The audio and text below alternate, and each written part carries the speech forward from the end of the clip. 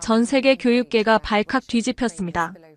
IQ 190, 유럽을 뒤흔든 천재 소녀가 하버드를 떠나 한국을 선택했습니다. 그런데 그녀는 한국에서 처음으로 눈물을 흘렸습니다. 천재가 운 이유? 그건 수학도 예술도 아닌 바로 한글 때문이었습니다. 도대체 한국에서 무슨 일이 있었던 걸까요? 지금부터 천재 한 명의 감동 실화이자 한 나라가 만든 기적의 이야기. 감동 비행기 지금 이륙합니다. 구독과 좋아요는 진심을 전하는 가장 따뜻한 연료입니다. 저는 제 9번째 생일을 기억합니다. 다른 아이들처럼 케이크와 촛불, 선물로 가득한 파티가 아니었습니다. 스웨덴 예테보리의 귀족학교 교장실. 부모님과 선생님들 사이에 앉아 있었죠. 창밖으로 내리는 눈을 바라보며 어른들의 대화를 듣고 있었습니다. 에바는 우리 학교 역사상 볼 수 없었던 천재입니다. IQ 190이 무엇을 의미하는지 아십니까? 유럽 영재교육위원회에서도 주목하고 있습니다. 선생님의 말씀에 부모님은 미소 지었지만 저는 표정 변화 없이 창밖만 바라봤습니다. 눈송이가 떨어지는 모양을 수학적 패턴으로 분석하고 있었죠. 완벽한 육각형, 프랙탈 구조, 무한의 아름다움이 담긴 눈송이들. 저는 그것이 더 흥미로웠습니다. 하지만 에바에게는 심각한 문제가 있습니다. 다른 아이들과 어울리지 못해요. 수업 시간에는 이미 배운 내용이라며 창밖만 바라봅니다. 숙제는 완벽하게 해오지만 단 한 번도 웃거나 울지 않아요. 교실로 돌아가는 길, 복도에서 아이들의 속삭임이 들렸습니다. 저기 사이 보고 왔다. 제 로봇이래. 감정이 없대. 맞습니다. 저는 웃지 않았습니다. 울지도 않았죠. 표정을 짓는 법을 몰랐습니다. 아이들이 좋아하는 게임은 너무 단순했고 그들의 대화는 의미 없게 느껴졌습니다. 저는 밤에 별을 관측하며 우주의 신비를 계산하는 걸 더 좋아했습니다. 10살 때 저는 전국 피아노 콩쿠르에서 우승했습니다. 수학 올림피아드에서도 1등이었죠. 11살 때는 유럽 언어학 대회에서 성인들을 제치고 최우수상을 받았습니다. 그리고 12살이 되자 스웨덴 국립미술관에서 제 개인전이 열렸습니다. 신문에는 전무후무한 천재 소녀라는 제목의 기사가 실렸죠. 하지만 화려한 수상 경력 뒤에는 텅 빈 방이 있었습니다. 제 방은 책과 악기, 그림으로 가득했지만 친구는 단 한 명도 없었습니다. 밤마다 천장을 바라보며 같은 질문을 던졌습니다. 나는 인간인가요? 부모님은 최선을 다하셨습니다. 최고의 학교, 최고의 선생님, 최고의 교육 환경을 만들어 주셨죠. 하지만 저에게 필요한 건 그런 것이 아니었습니다. 저는 누군가 제 이름을 불러주길 원했습니다. 천재 말고 에바라고. 어느 날 밤 아버지 서재에서 천문학책을 읽고 있을 때였습니다. 아버지가 조용히 들어오셔서 제 옆에 앉으셨죠. 에바, 내가 특별하다는 건 알아. 하지만 특별한 것과 행복한 것은 다르단다. 넌 지금 행복하니? 처음으로 제 마음속에 뭔가가 움직였습니다. 행복이란 단어가 제 머릿속에서 정의되지 않았습니다. 계산할 수 없는 감정이었죠. 저는 잠시 침묵했다가 솔직하게 말했습니다. 모르겠어요, 아빠. 행복이 뭔지 모르겠어요. 그날 밤 처음으로 이상한 꿈을 꿨습니다. 제가 수많은 사람들 사이에서 웃고 있었습니다. 하지만 어떻게 웃는지,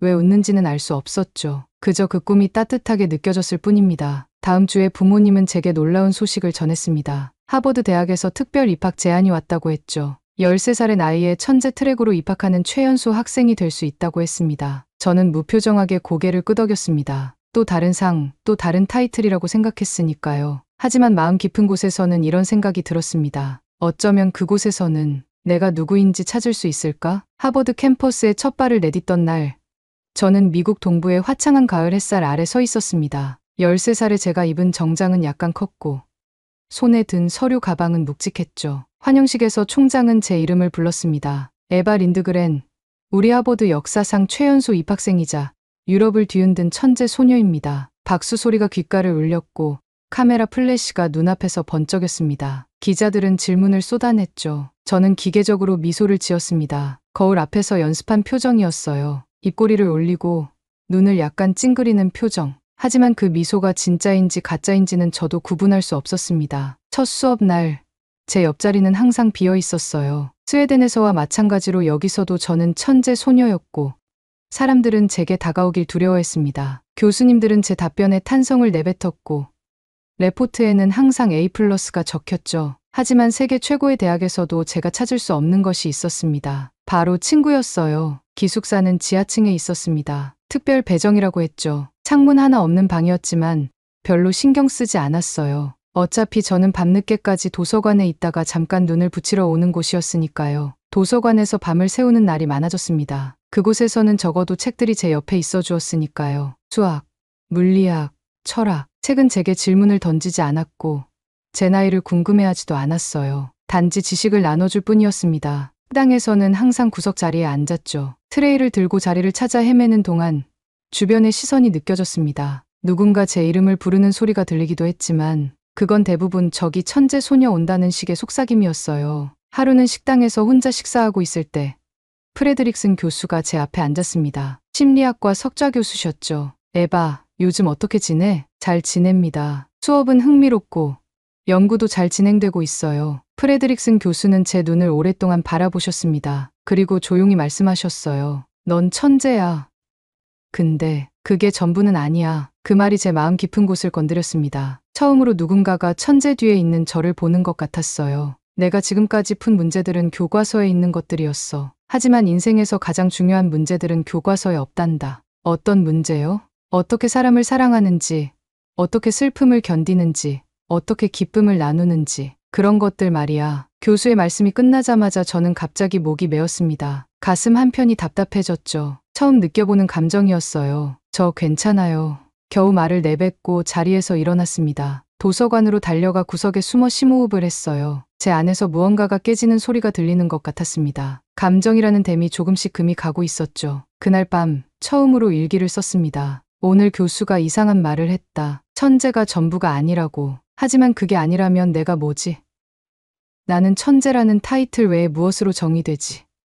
에바 린드그렌은 누구지? 학기가 지날수록 저는 더 많은 연구에 참여했고 더 많은 논문을 발표했습니다. 14살의 물리학 저널에 제 이름으로 논문이 실렸고 15살에는 수학 분야에서 새로운 정리를 증명했죠. 언론은 연일 제 성과를 보도했고 대학은 저를 홍보 포스터에 실었어요. 하지만 밤이 되면 저는 여전히 그 질문 앞에 서 있었습니다. 나는 누구지? 16살 생일, 부모님이 미국으로 찾아오셨어요. 호텔 레스토랑에서 케이크에 촛불을 켜고 생일 축하합니다를 불러주셨죠. 어머니가 물으셨습니다. 에바, 여기서 행복하니? 저는 잠시 생각했습니다. 그리고 처음으로 솔직한 말을 했어요. 저는 사람답게 살아가는 법을 잃어가고 있어요. 하버드 국제학회의 포스터가 캠퍼스 곳곳에 붙었습니다. 세계 교육의 미래 문화적 관점에서라는 주제였죠. 평소라면 그냥 지나쳤을 행사였지만 그날따라 제 눈에 들어온 문구가 있었어요. 창의적 사고와 언어 구조의 상관관계, 서울대학교 김재훈 교수. 왜인지 모르게 그 세션에 참석해야 할 것 같은 느낌이 들었습니다. 컨퍼런스 홀에 들어갔을 때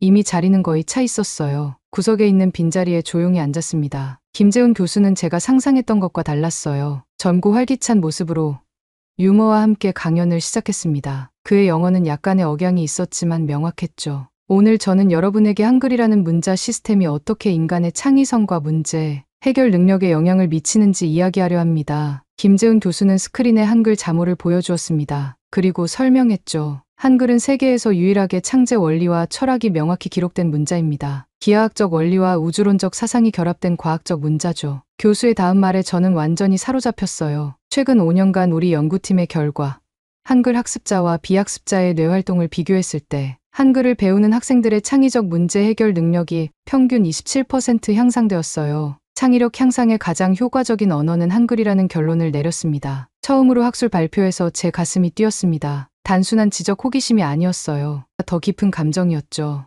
강연이 끝난 후 저는 용기를 내어 김재훈 교수에게 다가갔습니다. 안녕하세요, 교수님. 정말 감명 깊은 강연이었습니다. 김재훈 교수는 제게 따뜻한 미소를 지었어요. 고맙습니다. 당신이 질문했던 학생이군요. 이름이 어떻게 되나요? 에바 린드그렌입니다. 김재훈 교수의 눈이 커졌습니다. 그 에바 린드그렌. 최연소 하버드 입학생. 저는 조금 불편해하며 고개를 끄덕였어요. 항상 그랬듯이 사람들은 저를 천재 소녀로만 알아봤죠. 한글에 관심이 있으신가요? 김재훈 교수가 물었습니다. 저는 잠시 망설였어요. 그리고 용기를 내어 진실된 질문을 했습니다. 교수님, 정말 사람이 될 수 있을까요? 김재훈 교수는 제 질문의 의미를 바로 이해한 듯했어요. 깊은 공감이 담긴 눈빛으로 저를 바라봤습니다. 에바, 당신은 이미 훌륭한 사람입니다. 다만 자신의 마음을 열 수 있는 언어를 찾지 못했을 뿐이죠. 그는 가방에서 작은 노트를 꺼내 제게 건넸습니다. 이 안엔 너에게 필요한 단어들이 들어있어. 한국으로 와라. 그날 밤 처음으로 저는 결정을 내렸습니다. 제 인생에서 학문적 성취가 아닌 온전히 저 자신을 위한 결정이었죠. 다음 날 아침 학장실로 찾아가 휴학 신청서를 제출했습니다. 제가 휴학 신청을 했다는 소식은 캠퍼스 전체에 번개처럼 퍼졌습니다. 교수들은 제게 면담을 요청했고 학장은 2번이나 제 기숙사를 직접 찾아왔어요. 하버드의 자존심이라 불리던 제가 갑자기 학업을 중단한다는 것은 대학으로서도 큰 타격이었나 봅니다. 에바, 정말 생각해봤니? 내가 지금 하는 연구들은 세계적으로 주목받고 있어. 한국은 나중에도 갈 수 있잖아. 학장의 말에 저는 고개를 저었습니다. 처음으로 제 의지를 굽히지 않았어요. 죄송합니다, 학장님. 하지만 저는 가야 해요. 캠퍼스 신문사에서도 저를 인터뷰하려 했습니다. 학생 기자가 제 앞을 막아섰죠. 린드그렌, 정말 하버드를 떠나는 건가요? 왜 하필 한국인가요? 거기서 무얼 배울 수 있다고 생각하나요? 저는 처음으로 카메라를 정면으로 바라보고 미소 지었습니다. 진짜 미소였어요. 천재로는 충분하지 않았어요. 이제 사람이 되고 싶어요. 그 인터뷰는 다음날 헤드라인이 되었습니다. 천재 소녀, 하버드 떠나 한국으로 사람이 되고 싶다고 밝혀. 부모님께 전화를 걸었을 때 예상대로 놀라셨습니다. 특히 아버지는 걱정이 컸어요. 에바, 내 경력에 흠이 될 수도 있어. 우리 딸이 하버드를 그만두고 동양의 작은 나라로 간다면 학계에서 어떻게 생각하겠니? 어머니는 잠시 침묵하시더니 물으셨습니다. 이게 정말 내가 원하는 거니? 네. 엄마, 처음으로 제가 정말 원하는 일이에요. 어머니의 한숨 소리가 전화기 너머로 들렸습니다. 그리고 이어진 말씀에 저는 눈물이 났어요. 그럼 가렴. 내가 행복하길 바란다. 우리 딸. 비행기 티켓을 끊고 짐을 정리하는 과정은 생각보다 빨랐습니다. 제 물건이라고는 책과 옷까지 몇 벌이 전부였거든요. 출발 전날 밤, 김재훈 교수가 준 노트를 다시 펼쳐보았습니다. 마지막 페이지에는 주소가 적혀 있었어요. 서울특별시 종로구. 비행기 안에서 처음으로 설렘이 무엇인지 알게 되었습니다. 가슴이 두근거리고 손바닥에 땀이 나는 느낌. 창밖으로 보이는 구름을 바라보며 생각했어요. 이 구름 너머에 내 인생이 기다리고 있을까? 13시간의 비행 끝에 인천국제공항에 도착했습니다. 입국장에 나오자 김재훈 교수가 저를 기다리고 있었어요. 그 옆에는 젊은 여성이 함께 있었습니다. 에바, 한국에 온 것을 환영해. 이쪽은 내 조교 박지영이야. 내가 한국 생활에 적응할 수 있도록 도와줄 거야. 박지영은 밝은 미소로 저를 반겼습니다. 에바, 만나서 반가워요. 한국말은 조금 할 줄 알아요. 저는 김재훈 교수의 노트에서 배운 한 문장을 조심스럽게 발음했습니다. 안녕하세요. 저는 에바입니다. 지영의 얼굴에 기쁨이 번졌습니다. 와, 발음이 정말 좋네요. 그날 저녁, 서울의 한 작은 아파트에 도착했습니다. 대학 기숙사는 이미 마감되어서 김재훈 교수가 마련해준 임시 숙소였어요. 창문을 열자 서울의 밤 풍경이 펼쳐졌습니다. 끝없이 이어지는 불빛, 북촌의 기와 지붕, 그리고 멀리 보이는 남산타워. 저는 깊은 숨을 들이마셨습니다. 이상하게도 마음이 평온해졌어요. 마치 오랫동안 잃어버렸던 무언가를 다시 찾은 것 같은 느낌이었습니다. 그날 밤 처음으로 꿈을 꾸지 않고 깊이 잠들었습니다. 서울 종로구의 예술중학교는 제가 상상했던 것과 완전히 달랐습니다. 하버드의 웅장한 건물들과 달리 이곳은 아담했고 곳곳에 학생들의 그림과 작품들이 전시되어 있었어요. 첫날, 김재훈 교수의 안내로 교장실에 들어갔습니다. 이분이 에바 린드그렌입니다. 특별 교환학생으로 한 학기 동안 여러 번 학교에서 공부하게 될 예정이에요. 교장 선생님은 제게 친절한 미소를 지어 보이셨습니다. 에바, 우리 학교에 온 것을 환영해. 여기서 좋은 경험을 쌓길 바라. 복도를 지나 3학년 2반 교실에 들어서자 모든 시선이 저에게 쏠렸어요. 담임 선생님이 저를 소개했습니다. 오늘부터 우리 반에 합류할 에바 린드그렌이에요. 스웨덴에서 왔고 한국 문화와 언어를 배우러 왔다고 하네요. 저는 떨리는 마음으로 인사했습니다. 안녕하세요. 저는 에바입니다. 만나서 반가워요. 기대와 달리 아이들의 반응은 따뜻했어요. 호기심 어린 눈빛으로 저를 바라보며 환영해 주었죠. 담임 선생님이 자리를 지정해 주셨습니다. 에바는 지민이 옆자리에 앉으렴. 제 옆자리에 앉은 소녀는 밝은 미소를 지었습니다. 긴 머리를 단정하게 묶었고 눈가에 웃음 주름이 있었어요. 안녕. 나는 지민이야. 궁금한 거 있으면 언제든지 물어봐. 첫 수업은 수학이었습니다. 제게는 너무나 쉬운 내용이었지만 한국 학생들이 문제를 접근하는 방식이 인상적이었어요. 개념도를 활용해 문제를 체계적으로 분석하는 모습이 새로웠습니다. 쉬는 시간, 지민이 제게 다가왔어요. 에바, 점심 같이 먹을래? 우리 학교 급식이 꽤 맛있어. 처음으로 누군가가 자연스럽게 저를 초대한 순간이었습니다. 마음속에 따뜻한 감정이 피어올랐어요. 급식실에서 지민은 저를 다른 친구들에게 소개했습니다. 수연, 민준, 지훈. 아이들은 제게 호기심 어린 질문들을 던졌어요. 스웨덴은 어때? 눈이 많이 와? 한국 음식은 어때? 맵지 않아? 우리 한글 배우기 어렵지 않아? 지훈이라는 남학생이 물었습니다. 에바, 너 정말 하버드에 다녔다며? 대단하다. 제가 긴장하는 것을 느꼈는지 지민이 재빨리 말했어요. 야, 그런 거 묻지 마. 에바도 우리랑 다를 거 없어. 그 말에 제 마음이 놓였습니다. 그래요. 이곳에서는 천재 소녀가 아닌 그냥 에바로 지내고 싶었어요. 미술 시간. 우리는 수묵화를 그렸습니다. 저는 붓을 들고 종이 위에 선을 그었어요. 결과물은 엉망이었지만 처음으로 실패가 두렵지 않았습니다. 지민이 제 그림을 보고 진심으로 말했어요. 에바야, 이거 내가 직접 그린 거야? 진짜 멋지다. 그 말에 저는 어색하게 웃었습니다. 하버드에서는 완벽함만이 칭찬받았지만 이곳에서는 노력 자체를 인정해 주었어요. 국어 시간에는 한글 구조를 배웠습니다. 자음과 모음이 조합되어 하나의 글자가 되는 과정이 마치 퍼즐을 맞추는 것 같았어요. 선생님의 설명을 들으며 깨달았습니다. 한글은 수학과 예술의 완벽한 결합이구나. 방과 후 지민이 제안했습니다. 에바, 우리 집에 와서 같이 숙제할래?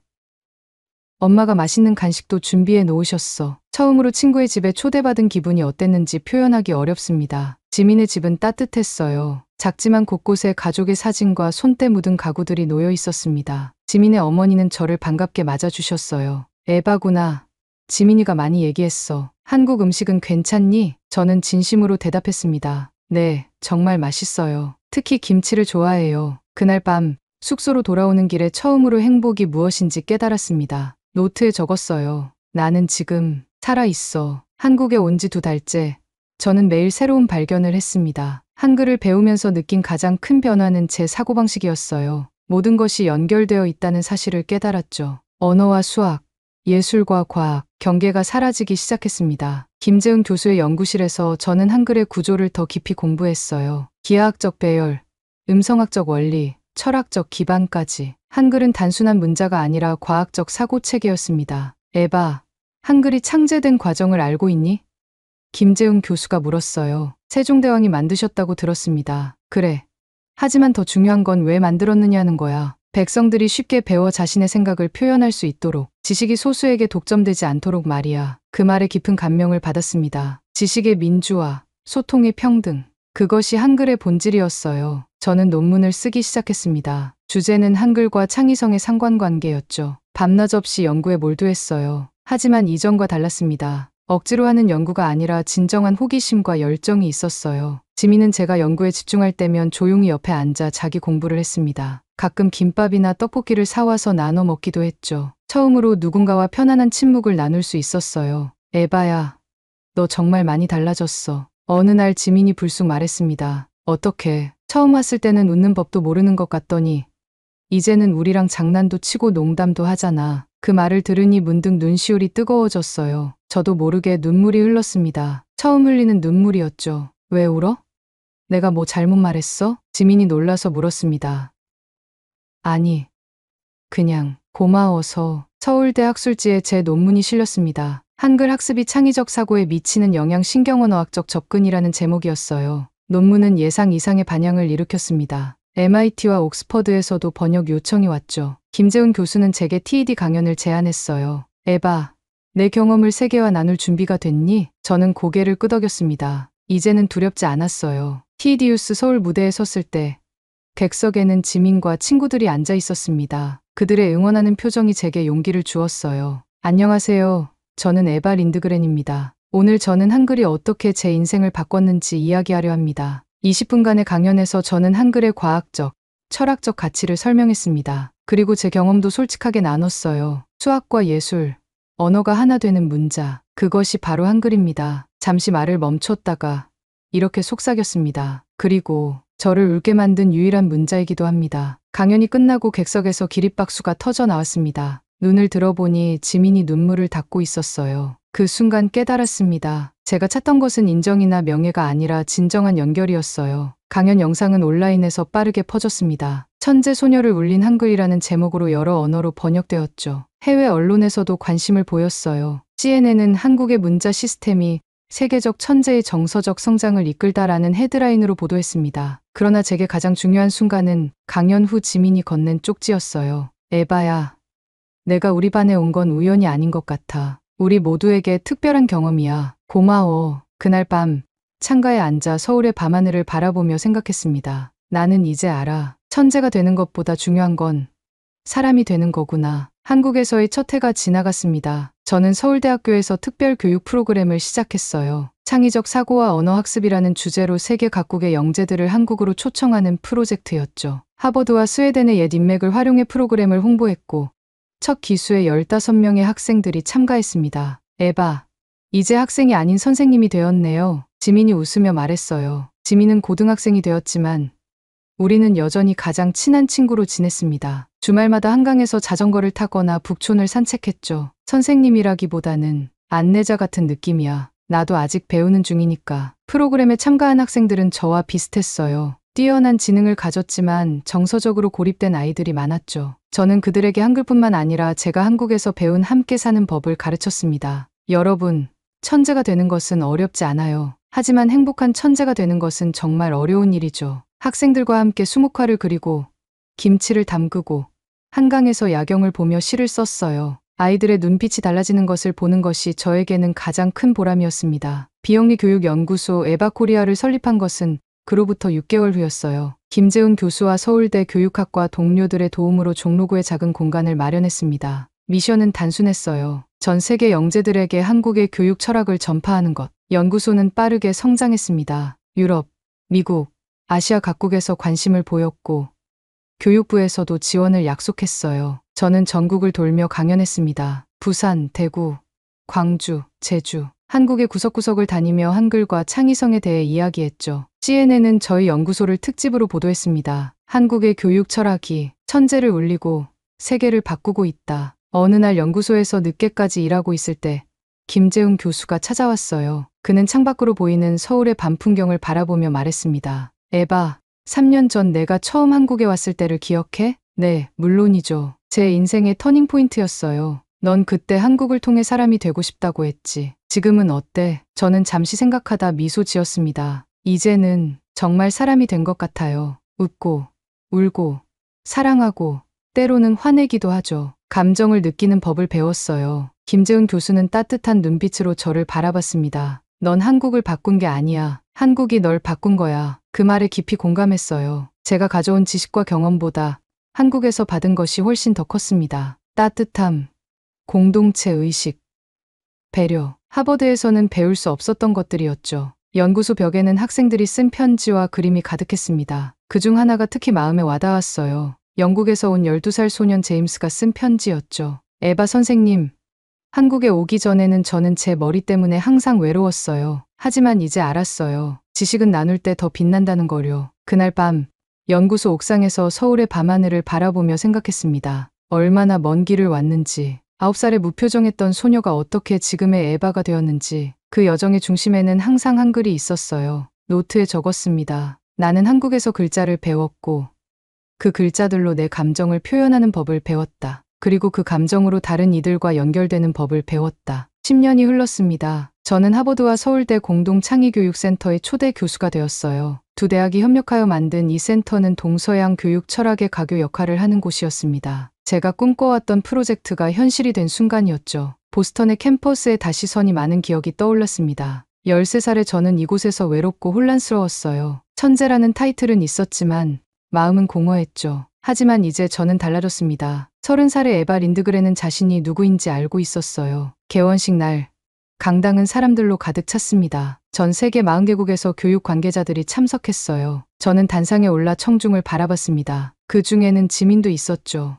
이제는 서울의 한 초등학교 교사가 된 지민은 저를 위해 특별히 보스턴까지 왔어요. 오늘 우리가 시작하는 이 센터는 단순한 교육기관이 아닙니다. 이곳은 천재를 사람으로 만드는 곳이 될 것입니다. 청중들이 웃었습니다. 하지만 그들은 제가 진심이라는 것을 알았어요. 제가 13살에 하버드에 왔을 때 저는 IQ 190의 소녀였습니다. 수학 공식은 풀 수 있었지만 친구를 사귀는 방법은 몰랐어요. 언어 7개를 구사했지만 제 감정을 표현할 단어는 하나도 없었죠. 잠시 숨을 고르고 계속했습니다. 그리고 저는 한국을 만났습니다. 정확히 말하면 한글을 만났죠. 자음과 모음이 모여 하나의 소리를 만들고 그 소리들이 모여 단어가 되고 단어가 모여 문장이 되고 그 과정에서 저는 우리 모두가 연결되어 있다는 사실을 깨달았어요. 김재훈 교수를 바라봤습니다. 이제는 은퇴하신 교수님의 눈가에 주름이 깊게 패여 있었지만 눈빛만큼은 여전히 따뜻했어요. 이 센터에서 우리는 세계 각국의 영재들에게 지식만이 아닌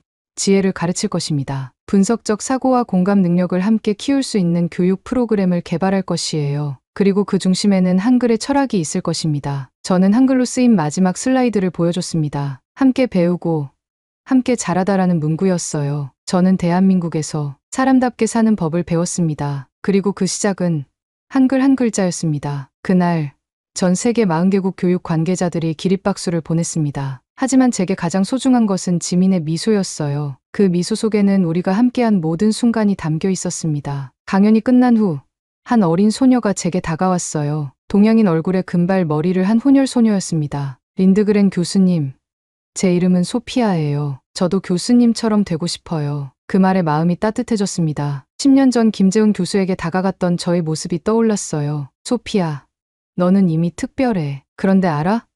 특별해지는 것보다 더 중요한 건 행복해지는 거야. 소녀는 고개를 끄덕였습니다. 그리고 조심스럽게 물었어요. 한글을 배우면 저도 달라질 수 있을까요? 저는 따뜻하게 미소 지었습니다. 물론이야. 하지만 기억해. 한글만으로는 부족해. 그 글자를 누구와 함께 배우느냐가 중요하지. 센터의 첫 학기가 시작되었습니다. 전 세계에서 온 30명의 특별한 학생들과 함께였어요. 첫 수업 시간, 저는 그들에게 물었습니다. 여러분, 천재가 되고 싶은 사람? 모두가 손을 들었어요. 그럼 행복한 사람이 되고 싶은 사람? 잠시 망설임 후 다시 모두가 손을 들었습니다. 좋아요. 그럼 오늘부터 우리는 그 두 가지가 다르지 않다는 것을 배울 거예요. 칠판에 한글로 첫 글자를 썼습니다. 마음이라는 단어였어요. 이 여정의 시작은 바로 이 글자입니다. 이것이 제 이야기입니다. 천재 한 명의 성공기가 아니라 한 나라가, 한 언어가, 한 교육 철학이 한 사람의 삶을 어떻게 바꿨는지에 대한 기록이죠. 그리고 그 나라는 대한민국이었습니다. 저는 이제 알고 있습니다. 진정한 천재란 혼자 빛나는 것이 아니라 함께 성장하는 것임을. 그리고 그 과정에서 가장 중요한 것은 자신의 마음을 표현할 수 있는 언어를 찾는 것임을. 한글은 제게 그런 언어였습니다. 마음의 언어였어요. 오늘 이야기 마음에 남으셨다면 구독과 좋아요 한번 눌러주시면 더 따뜻한 감동으로 다시 찾아뵙겠습니다. 감동 비행기. 여기서 인사드립니다.